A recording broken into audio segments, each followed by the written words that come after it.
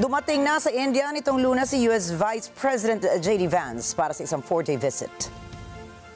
Sa unang araw ng kanyang pagbisita, nakatakda makipagpulong si Vance kay Indian Prime Minister Narendra Modi upang talakayin ang pagpapalakas ng bilateral relations na naisaayos noong Pebrero sa White House visit ni Modi kay President Donald Trump.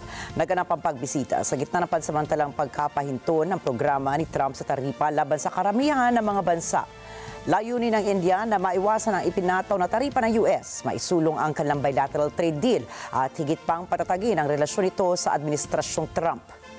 Target ng dalawang bansa na makapagpatibay ng kasunduan sa kalakalan ngayong taon at mapalawak ang overall trade ng dalawang bansa sa $500 billion pagsapit ng taong 2030. Bukod sa opisyal na agenda, kasama ni Vance ang kanyang asawang si Yusha na may lahing Indian at ang kanilang 3 mga anak.